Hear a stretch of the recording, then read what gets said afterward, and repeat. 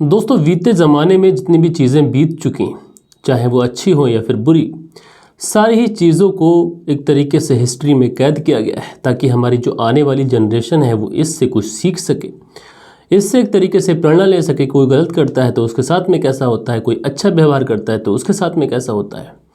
लेकिन दोस्तों, ये सारी चीज़ें ना सीखते हुए आज के जो नौजवान हैं, जो करना है उन्हें वो करते हैं। लेकिन दोस्तों, जो जैसा करता है वैसा भरता है। किसी को अपने कर्मों का फल जो होता है वो तुरंत मिल जाता है और किसी को अपने कर्मों का फल मिलने में थोड़ा समय लग जाता है। और आज की कहानी में भी बिल्कुल ऐसा ही हुआ। आज की कहानी में कुछ ऐसा हुआ कि एक क्राइम को किया गया और उस क्राइम को छुपाने के लिए इतनी बेहतर तरीके से एक साजिश रची गई, एक ऐसा षड्यंत्र बनाया गया कि इन लोगों को लगा कि शायद ये पुलिस इन तक पहुंच ही ना पाएगी। लेकिन उसके बाद में दोस्तों, पुलिस इन तक पहुंचती भी है और पुलिस इनके गिरेबान पर जब पहुंचती है और जब पूरे केस का खुलासा करती है और जब इस पूरे केस की असलियत लोगों को पता चलती है तो हर कोई जो भी इस केस को सुन रहा था उसको अपने कानों पर यकीन नहीं हो रहा था। किसी को भी ऐसा लग नहीं रहा था कि ऐसा कैसे हो सकता है। और दोस्तों, आज की घटना परत दर परत, पॉइंट टू पॉइंट विस्तार से मैं आप लोग को बताऊंगा। बस आप लोग वीडियो में अंत तक बने रहिएगा। तो दोस्तों, रात के 10 बज चुके हैं। मैं हूं आप सभी का अपना शाविज मलिक और हाजिर हूं आप लोग के सामने फिर से एक क्राइम की कहानी को लेके, एक क्राइम की घटना को लेके। और आपके जो भी प्यारे प्यारे कमेंट्स हैं ये वीडियो के अंत में पढ़े जाएंगे, तो आप लोग बस वीडियो के अंत तक बने रहिएगा। तो ज़्यादा वक्त ना लेते हुए सीधा सीधा इस कहानी का रुख करते हैं। और दोस्तों, आज की जो घटना मैं आप लोग को सुनाने जा रहा हूँ, ये घटना है मध्य प्रदेश से। और मध्य प्रदेश का एक ज़िला लगता है मुरैना। और दोस्तों, इसी मुरैना में एक गांव आता है बुद्धाराम कपूरा। और इस बुद्धाराम कपूरा गांव में एक व्यक्ति रहता है जिसका नाम है हेतराम। हेतराम, जिसकी उम्र लगभग 34 साल के आसपास है। इसकी पत्नी है जिसका नाम रीना, उम्र लगभग 32 साल के आसपास है। इसके टोटल 3 बच्चे हैं। इसकी 2 बेटियां हैं और 1 बेटा। और दोस्तों, जो हेतराम है ये मेहनत मजदूरी करता है। मेहनत मजदूरी कर कर ये कुछ पैसे कमाता है। बड़ी ही मुश्किल के साथ में ये अपने परिवार के साथ में उस मेहनत मजदूरी के कमाए हुए पैसों से अपना भरण पोषण कर रहा होता है। लेकिन जब इसके घर में 2 बेटियां और 1 बेटा हो जाता है तो कहीं ना कहीं अब खर्चे भी बढ़ जाते हैं। अब जब खर्चे बढ़ जाते हैं तो हेतराम बहुत ज़्यादा परेशान रहने लगता है। अब ये परेशान रहने लगता है लेकिन मेहनत मजदूरी करता है ताकि अपने परिवार को एक अच्छा जीवन दे सके, अपने बेटों की अच्छी परवरिश कर सके, अपनी बच्चियों की अच्छी परवरिश कर सके। और इसी के लिए ये एक दिन अपनी पत्नी से कहता है कि हमारे परिवार में खर्चे कुछ ज़्यादा बढ़ गए हैं। मैं चाहता हूं कि मैं कामकाज की तलाश में ग्वालियर चला जाऊं और ग्वालियर जाने के बाद में मैं वहां पर कुछ अच्छा काम पकड़ लूं जिससे कुछ ज़्यादा पैसे आ जाएं और आजकल की महंगाई के दौर में हमारा जो परिवार है ये अच्छी तरीके से अपनी ज़िंदगी गुजार ले। लेकिन जैसे ही पत्नी रीना अपने पति द्वारा ये बात सुनती है कि उसका पति ग्वालियर जाना चाहता है, वो तुरंत इनकार कर देती है और अपने पति से कहती है कि तुम्हें ग्वालियर जाने की कोई ज़रूरत नहीं है। दरअसल तुम जितने भी पैसे कमाते हो भले ही थोड़े कम हैं, हमारे ज़्यादा शौक़ पूरे नहीं हो पाते, लेकिन मैं इन पैसों से अपना भरण पोषण कर लूँगी और तुम मेरे साथ रहोगे, बस मेरे लिए इतना ही काफ़ी है। अब दोस्तों, जब पत्नी इस तरीके का प्यार दिखाती है, इस तरीके का सहारा देती है, तो जो हेतराम होता है आखिर ये रुक जाता है। उसके बाद में हेतराम जो था उसी तरीके से मेहनत मजदूरी करता है, जिस तरीके से ड्यूटी जाता है उसी तरीके से ड्यूटी जाता है और जो कुछ पैसे बचते हैं वो अपनी पत्नी को देता है। इसी तरीके से खर्चा चल रहा होता है, सारी चीज़ें ठीक चल रही होती हैं। लेकिन उसके बाद में एक तारीख आती है 23 जनवरी साल 2023। दरअसल इस 23 जनवरी साल 2023 वाले दिन जो हेतराम है वो अपनी ड्यूटी से घर वापस आता है और ड्यूटी से आने के बाद में शाम का खाना खाता है। खाना खाने के बाद में ये घर से बाहर निकलता है लेकिन उसके बाद लौट कर नहीं आता है। अब जब पत्नी अपने पति का इंतज़ार करते करते थक जाती है, जिसका नाम रीना, तो ये अपने ससुर के पास जाती है, तुलाराम के पास। उससे कहती है कि जो मेरे पति हैं हेतराम, वो अभी तक लौट कर नहीं आए, खाना खाकर गए थे, क्या तुमने उन्हें देखा है या फिर कहाँ हैं? तो जो तुलाराम है वो कहता है कि दरअसल उसने अपने बेटे हेतराम को नहीं देखा है, क्योंकि जाने से पहले हेतराम ने उससे भी मुलाकात नहीं की। अगर वो मुझसे मिल के गया होता या फिर मुझे बता के गया होता तो शायद मैं तुम्हें बता पाता। तो जो रीना थी ये बहुत ज़्यादा परेशान हो जाती है। रात्रि के 10 बज जाते हैं, 10 बज गए थे। तो उसके बाद में ये परिवार वाले लगातार वेट कर रहे होते हैं कि इसी बीच में वक्त जो होता है वो गुजरता रहता है। अब रात के 12 बज चुके थे। अब रात के जब 12 बज जाते हैं तो जो रीना है ये अपने ससुर तुलाराम के पास फिर से जाती है और कहती है कि पिताजी, जो हेतराम है ये अभी तक घर नहीं आए, यानी पति घर पे नहीं आए। मैं बहुत ज़्यादा परेशान हूँ, मेरा दिल कट रहा है। तुम ऐसा करो, एक बार सूरज के पास चले जाओ और क्या पता सूरज को पता हो या फिर सूरज के साथ कहीं गए हो। तो जो तुलाराम था ये परेशान बेचारा हताश होकर सूरज के पास पहुंचता है। दरअसल जो सूरज है ये हेतराम का रिश्ते में भांजा लगता है। अब जब सूरज से हेतराम के बारे में पूछा जाता है, जो तुलाराम है वो पूछते हैं क्या तुमने हेतराम को कहीं देखा है, तो सूरज बताता है कि दरअसल हेतराम को तो मैंने कहीं नहीं देखा। अब जैसे ही सूरज तुलाराम से कहता है कि उसने अपने मामा हेतराम को नहीं देखा है, तो जो तुलाराम था, हेतराम का पिता, वो सूरज से कहता है कि तुम गांव में चले जाओ और गांव में जाने के बाद में उसके जितने भी जानने वाले हैं, जो मिलने वाले हैं, उन सब से पता करो कि कहाँ गया है। इधर जो परिवार वाले थे लगातार हेतराम का फ़ोन भी लगाते हैं, लेकिन फ़ोन भी स्विच ऑफ बताता है। अब बड़ा परेशान है, कहाँ जाए। उधर जो सूरज है ये पूरे गांव में जाता है, पूरे गांव में बेचारा घूमता है और घूमने के बाद में देखता है जो लोग भी उसके मिलने वाले थे, सबसे पूछता है कि तुमने किसी ने हेतराम को देखा है, यानी मेरे मामा को देखा है। लेकिन जितने भी जानने वाले लोग होते हैं वो यही बताते हैं कि हमारी हेतराम से कोई भी बात नहीं हुई है और अभी हमने उसको देखा भी नहीं है। दोस्तों धीरे धीरे वक्त गुजरता रहता है, एक दिन गुजर जाता है।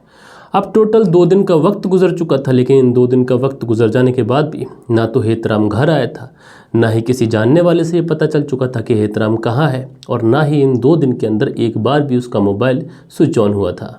अब चारों तरफ से ये जो परिवार था ये हताश था, परेशान था, किधर से भी कोई आशा की किरण दिखाई नहीं पड़ रही थी। इसी बीच में जो हेतराम की पत्नी होती है रीना, ये अपने ससुर तुलाराम से कहती है कि वो कहीं पर भी नहीं है, मुझे लगता है कि वो ग्वालियर चले गए। दरअसल कुछ दिन पहले उन्होंने मेरे सामने जिक्र किया था कि वो ग्वालियर जाना चाहते हैं काम के सिलसिले में, और उस समय मैंने उनसे मना कर दिया था। तो हो सकता है कि वो छुपते छुपाते ग्वालियर चले गए हों अपने किसी दोस्त के पास में, वहाँ पर काम की तलाश में। तो जो तुलाराम था ये कहता है कि ठीक है, अगर वो ग्वालियर भी गया होता तो उसे फ़ोन तो करना चाहिए था। अगर उसने फ़ोन नहीं किया है तो कम से कम उसके मोबाइल नंबर पर फ़ोन तो लगना चाहिए था। यानी तुलाराम जो था ये अपने बेटे को लेकर बहुत ज़्यादा परेशान था, इतना ज़्यादा हताश था कि इसकी जो हताशा थी जिसके चेहरे से साफ दिखाई पड़ रही थी। अब जब गांव के अंदर इस तरीके की बात पता चलती है कि जो हेतराम है घर से लापता है, तो गांव वाले जो थे इकट्ठे होकर तुलाराम के घर पे पहुंचते हैं, और घर पे पहुंचने के बाद में तुलाराम से कहते हैं, उसको एक मशवरा देते हैं कि तुम नज़दीकी पुलिस थाने चले जाओ और वहाँ पर अपने बेटे की गुमशुदगी की रिपोर्ट लिखा दो। अब जब गांव वाले तुलाराम को इस तरीके की राय देते हैं, इस तरीके का मशवरा देते हैं कि तुम पुलिस थाने चले जाओ और पुलिस थाने जाने के बाद में अपने बेटे की गुमशुदगी की रिपोर्ट लिखा दो, तो 26 जनवरी साल 2023 का ये वो दिन था कि जब पूरा देश गणतंत्र दिवस को बहुत अच्छे तरीके से सेलिब्रेट कर रहा था। पुलिस थाने के अंदर भी गणतंत्र दिवस बहुत धूमधाम से मनाया जा रहा था कि उसी दिन पुलिस थाने के अंदर जो तुलाराम है ये पहुंचता है, और पहुंचने के बाद में कहता है कि साहब उसका बेटा हेतराम पिछले 2 दिन से गायब है और अभी तक नहीं आया है, मुझे बहुत डर लग रहा है कहीं उसके साथ में कोई अनहोनी तो नहीं हो गई। तो उसके बाद में जब पुलिस वाले तुलाराम की ये बात सुनते हैं कि उसका बेटा हेतराम अचानक से कहीं गायब हो गया और पूरा परिवार उसको ढूंढ रहा है, 2 दिन से भी ज़्यादा का समय गुजर चुका है, तो पुलिस वाले जो थे वो हेतराम की गुमशुदगी की रिपोर्ट दर्ज करते हैं और तुलाराम को ये आश्वासन देते हैं कि हम तुम्हारे बेटे को बहुत जल्द से जल्द ढूंढ लेंगे। उसके बाद में पुलिस अपनी रिपोर्ट लिखती है और रिपोर्ट लिखने के बाद में इस हेतराम की तलाश शुरू करती है, लेकिन पुलिस भी अपनी तलाश कर कर थक हार जाती है। लेकिन पुलिस को भी हेतराम के बारे में कहीं से भी कोई सुराग नहीं मिलता है। पुलिस भी बड़ी हैरान थी, पुलिस भी सोचने पर मजबूर हो रही थी कि आखिर हेतराम अपने परिवार को बिना बताए कहाँ चला गया। अब जब पुलिस भी हर तरफ से हताश हो जाती है, परेशान हो जाती है, तो उसके बाद में पुलिस एक फ़ैसला करती है। पुलिस सोचती है कि किधर से भी हेतराम के बारे में कुछ जानकारी नहीं मिल रही है, तो क्यों ना हेतराम के मोबाइल नंबर का CDR निकाला जाए। उसके बाद में पुलिस हेतराम का मोबाइल नंबर लेती है और उसका CDR निकालती है, क्योंकि पुलिस को ये अंदाज़ा था कि हेतराम ने हो सकता है कि लास्ट बार किसी से बात की हो और उसको बताया हो कि वो कहाँ जाने वाला है। इस आधार पर पुलिस CDR निकालती है, लेकिन इस CDR में पुलिस को एक नंबर मिलता है और इस नंबर से पता चलता है कि इस नंबर पर पिछले कुछ महीनों में लगातार जो था वो हेतराम बात कर रहा था। अब जब पुलिस इस नंबर के बारे में जानकारी निकालती है कि ये नंबर किसका है, तो इसमें बड़ी हैरान कर देने वाली बात सामने आती है। दरअसल जो नंबर था, जिस नंबर पर हेतराम लगातार बात कर रहा था, वो नंबर किसी और का नहीं बल्कि हेतराम के भांजे सूरज का था। सूरज जो कि हेतराम के ही पड़ोस में रहता था। दरअसल 23 जनवरी साल 2023 को लास्ट बार हेतराम ने जो कॉल किया था वो किसी और को नहीं बल्कि इस सूरज को ही किया था। इसलिए शक के आधार पर पुलिस सूरज को अपनी कस्टडी में लेती है और कस्टडी में लेने के बाद में इसे पुलिस थाने लेके जाती है। और पुलिस थाने में ले जाने के बाद में जब CDR सामने रखकर जब सूरज से पूछताछ की जाती है, अब सूरज के पास भी कोई रास्ता नहीं था। इसलिए सूरज भी पुलिस के सारे सवालों के जो जवाब है ये सच्चाई के तौर पर देने लगता है और पुलिस के सामने टूटने के बाद में जो कहानी बताता है वो कहानी वाकई हैरान करने वाली होती है, परेशान करने वाली होती है। दरअसल सूरज पुलिस को बताता है कि जो हेतराम था ये उसका रियल मामा नहीं है, बल्कि दूर के रिश्ते में ये उसका मामा लगता है। दरअसल सूरज पुलिस को बताता है कि जो हेतराम है उसकी जो पत्नी रीना है, जब इनके परिवार में 3 बच्चे आ जाते हैं और इनके 3 बच्चे आने की वजह से इनके परिवार का जो खर्चा है ये बढ़ जाता है। लेकिन जो हेतराम था ये मेहनत मजदूरी करता है, ज़्यादा पैसे कमा नहीं पाता है। इधर जो रीना थी ये भी काफ़ी ज़्यादा महत्वाकांक्षी औरत थी और इसको भी लगातार नई नई डिमांड करने का शौक़ था और आए दिन ये हेतराम से नई नई डिमांड करती थी। अब हेतराम जो कि पहले से ही पैसे को लेकर काफ़ी ज़्यादा चिंतित रहता था, क्योंकि गांव में रहने की वजह से कुछ अच्छा रोज़गार तो था नहीं, मेहनत मजदूरी से कुछ पैसे मिलते थे, घर परिवार का खर्चा भी काफ़ी था, इसमें जो पत्नी है उसकी ख्वाहिशें कहाँ से पूरी करें। अब जब पत्नी की ख्वाहिशें पूरी कर नहीं पाता है तो लगातार आए दिन इन दोनों के बीच में झगड़ा होने लगता है। अब जब झगड़ा होता है, झगड़ा तकरार होता है, तो इसी बात को लेकर जो हेतराम है ये इतना ज़्यादा परेशान रहने लगता है, क्योंकि इसको पैसे कमाने की इच्छा तो थी लेकिन गांव में कुछ अच्छा रोज़गार मिल नहीं पा रहा था। इसलिए ये अपनी पत्नी से भी एक बार कहता है कि वो ग्वालियर जाना चाहता है, लेकिन जो हेतराम है या ज़्यादा पैसे कमाने में असमर्थ रहता है। इसकी वजह से इसके और इसकी पत्नी के बीच में आए दिन झगड़े तकरार जैसी जो चीज़ें हैं ये होती रहती हैं। अब जब हेतराम और उसकी पत्नी के बीच में आए दिन झगड़े हो रहे थे तो हेतराम इन सारी चीज़ों से इतना ज़्यादा परेशान हो जाता है कि अब उसको शराब की आदत लग जाती है। अब वो आए दिन शराब पीने लगता है, क्योंकि गम भुलाने के लिए लोग शराब का सहारा ले लेते हैं। अब हेतराम भी जब भी घर में घुसता तो शराब पीकर घुसता। अब जब शराब पीकर घर में आने लगता है तो जो पत्नी रीना थी, जब पति शराब पीकर घर में आता है तो ये तुरंत उसकी जेब टटोलती है और जेब टटोलने के बाद में ये उसमें कुछ पैसे हों इस तरीके की चीज़ें देखती है। लेकिन जब जेब में कोई पैसा नहीं मिलता है तो ये हेतराम से काफ़ी ज़्यादा लड़ाई झगड़ा करती है। ये कहती है कि जितने भी पैसे कमाता है उसकी शराब पी लेता है, घर के बारे में ज़रा भी चिंता नहीं है कि घर कैसे चलेगा, परिवार कैसे चलेगा। अब जब इन बातों को लेकर झगड़ा हो जाता है तो हेतराम भी इतना ज़्यादा आग बबूला हो जाता है कि आए दिन अब अपनी पत्नी के ऊपर हाथ भी उठाने लगता है। और एक दिन जब हेतराम शराब पीकर आता है तो उसकी पत्नी उसके साथ में झगड़ा करने लगती है। जब उसकी पत्नी उसके साथ में झगड़ा करने लगती है तो जो हेतराम था ये भी अपनी पत्नी के साथ में काफ़ी ज़्यादा लड़ाई करने लगता है। और इसी बीच में वक्त ऐसा आ जाता है जो हेतराम था ये अपनी पत्नी की पिटाई करने लगता है। अब जब अपनी पत्नी को बेरहमी से पीट रहा था कि इसी बीच में जो भांजा सूरज था ये आ जाता है और अपनी मामी को जैसे तैसे कर कर अपने मामा से बचाता है और उसके बाद में मामा को समझाता है, बाहर ले जाता है। अब आए दिन इस तरीके की चीज़ें होने लगी थी, आए दिन इन दोनों के बीच में झगड़ा होता था और जो सूरज था ये आए दिन आता था और बीच बचाव कराता था। अब इसी बात को लेकर जो रीना थी ये भी आए दिन अब अपने भांजे सूरज के पास जाती है और उसे अपने दिल का हाल बताती, अपनी परेशानियाँ बताती। और जो रीना जब सूरज को ये सारी बातें बताती थी तो रीना का मन भी काफ़ी ज़्यादा हल्का होता था, क्योंकि जो सूरज था ये भी उसकी बातों को बहुत अच्छी तरीके से सुनता था, बहुत ही गंभीरता से सुनता था और उसे समझाता भी था।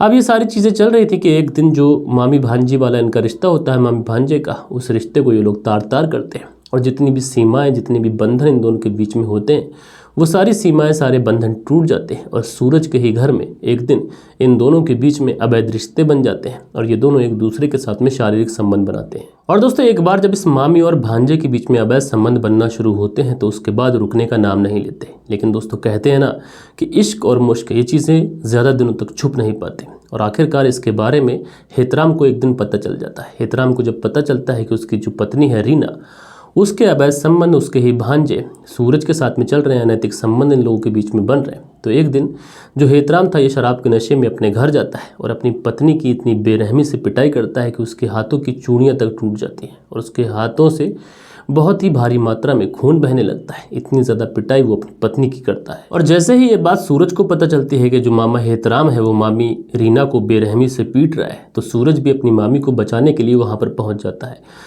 लेकिन जैसे ही सूरज उस घर के अंदर इंटर होता है, जैसे ही अपनी मामी को बचाने की कोशिश करता है कि उसी समय जो हेतराम था ये सूरज को भी लताड़ कर अपने घर से बाहर निकाल देता है और उससे कहता है कि आइंदा से उसके घर में घुसने की कोशिश मत करना। अगर उस घर के अंदर उसने उसे दोबारा देख लिया तो उससे बुरा कोई नहीं होगा। जब सूरज को हेतराम इस तरीके से लताड़ लगाता है तो सूरज भी समझ जाता है कि शायद मामा हेतराम को मेरे और मामी के बीच में जो अवैध रिश्ते हैं उनके बारे में सारी जानकारी हो गई। उसके बाद से सूरज भी अब हेतराम के घर नहीं जाता है और आए दिन ये चीज़ें चलती रहती हैं। लेकिन जो रीना और सूरज थे इनके बीच में जो रिश्ते थे, इस वजह से ये दोनों एक दूसरे से मिलने के लिए काफ़ी ज़्यादा बेचैन होते हैं। रीना चाहती तो है कि वो सूरज से मिले, लेकिन वो चाहकर भी सूरज से मिल नहीं पाती है कि उसका जो पति हेतराम था ये आए दिन अब उस पर नज़र रखता था और इतनी पैनी नज़र रखता था कि कभी भी वो अपनी पत्नी को अकेला नहीं छोड़ता था। अब जब रीना को ये पता चलता है कि उसका जो पति है ये लगातार उस पर नज़र रख रहा है और ये सूरज से अब मिल नहीं सकती। तो उसके बाद में एक दिन जब उसका पति काम पर चला जाता है तो उसी समय ये सूरज को कॉल करती है और कॉल करने के बाद में कहती है कि जो उसका पति है ये हम दोनों के बीच का पत्थर बन चुका है। तो उसके बाद में जब सूरज इस तरीके की बात सुनता है तो वो अपनी मामी से कहता है, रीना से, कि अगर तुम बुरा ना मानो तो मैं इस पत्थर को ही रास्ते से हटा दूँ। अब जैसे ही सूरज इस तरीके की बात कहता है तो जो रीना थी ये भी इस काम को करने के लिए तैयार हो जाती है, क्योंकि रीना भी अपने पति से इतनी ज़्यादा तंग आ चुकी थी कि उसको एक पल भी उसका पति जो था वो भाता नहीं था। अब उसके बाद में ये दोनों एक षड्यंत्र बनाते हैं और षड्यंत्र के तहत ही इसी 23 जनवरी साल 2023 की ये बात है कि जो हेतराम है जब ये काम कर अपने घर आता है, शाम का खाना खाता है और इसी बीच में इन दोनों पति पत्नी के बीच में काफ़ी ज़्यादा झगड़ा हो जाता है किसी बात को लेकर, क्योंकि आए दिन इनके बीच में झगड़ा होता था। तो जो हेतराम था ये अपनी पत्नी की पिटाई तो लगाता है लेकिन खाना नहीं खाता है। बिना खाना खाए ही ये खाट के ऊपर जाके सो जाता है। अब जैसे ही ये सोता है गहरी नींद में चला जाता है तो जो रीना थी उसकी आंखों में तो नींद थी ही नहीं। ये तुरंत अपने पति के पास जाती है और उसका मोबाइल उठाती है और उसके ही मोबाइल से अपने भांजे सूरज को कॉल लगाती है और उससे कहती है कि वो अपने पति से बहुत ज़्यादा तंग आ चुकी है और जिस काम को करने के लिए हमने सोचा है, जो हमने प्लान बनाया है, उस काम को आज ही करना है।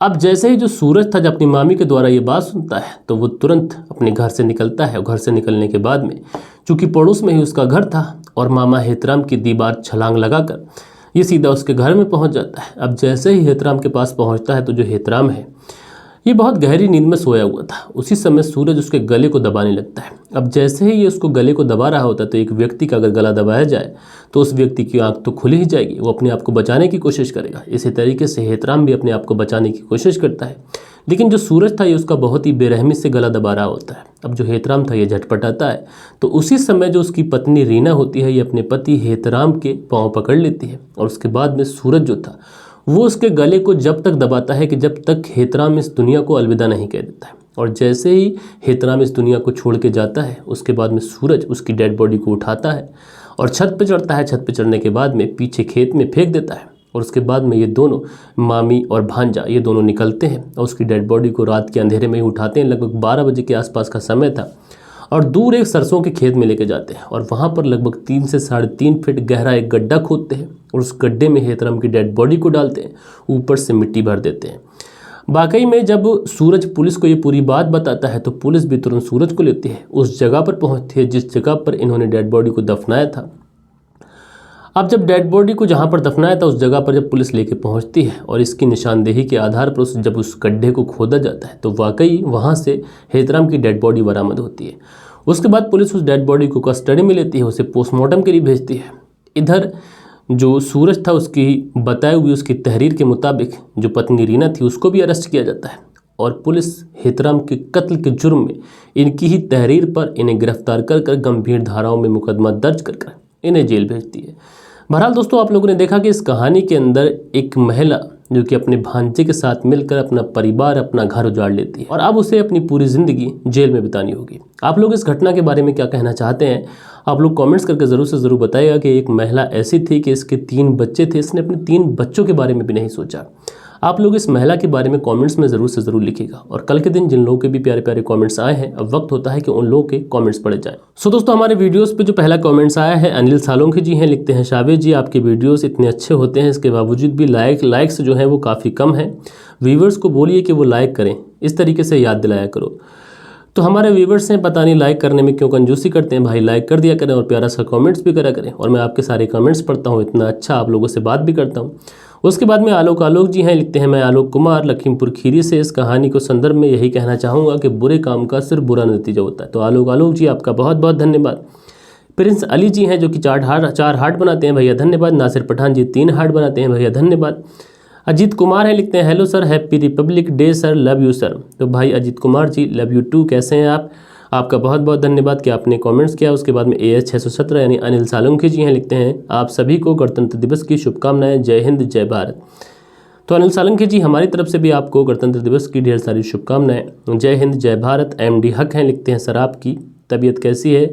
अभी आप बहुत अच्छे से सुनाते हैं। तो भाई आपका बहुत बहुत धन्यवाद, तबीयत अभी थोड़ी ठीक है। उसके बाद में जो अगला कमेंट्स है यह है सुनील त्यागी जी का, लिखते हैं, नाजायज संबंध में यही होता है, रेणु सुनील त्यागी छियाना बुलंदशहर से। उसके बाद में सुनील झाकर जी हैं जो कि सेंट्रल जेल बीकानेर से। सुनील चौधरी हैं, हमारी कहानी सुनते हैं, भैया धन्यवाद। उसके बाद में इसरार अहमद है, लिखते हैं, सर आपने हैरान को हैरल बोला है और सीट पर बिठाया को बिठाला बोला है। तो बिठाया और बिठाला ये एक ही बात होती है, और हो सकता है कि हैरान को हैरल बोल दिया हो बाय मिस्टेक, तो उसके लिए माफ़ी चाहता हूँ। आपका शुक्रिया कि आपने हमें बताया।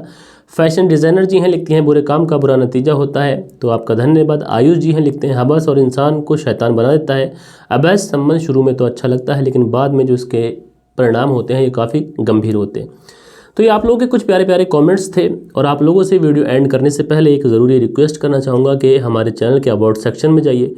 वहाँ पर हमने अपने इंस्टाग्राम का, अपने फेसबुक पेज का लिंक देके रखा हुआ है। हमने अपना फेसबुक पेज बनाया है और उसको ग्रो करने के लिए आप लोगों की मदद की ज़रूरत है। तो आप लोग हमारे फेसबुक पेज पर ज़रूर जाएँ। लिंक करते ही आप लोग, क्लिक करते ही आप लोग फेसबुक पेज पर पहुँचोगे, और वहाँ पर जाने के बाद में हमारे फेसबुक पेज को फॉलो कर लें, और उसके बाद में वीडियोज़ को ग्रुपों में या फिर अपने साथियों के साथ में ज़रूर से ज़रूर शेयर कर दें। मिलते हैं कल के दिन किसी और क्राइम स्टोरी के साथ में। जब तक के लिए अपना ख्याल रखें, देश का ख्याल रखें, परिवार के रिश्तों की अहमियत को समझें। जय हिंद, जय भारत।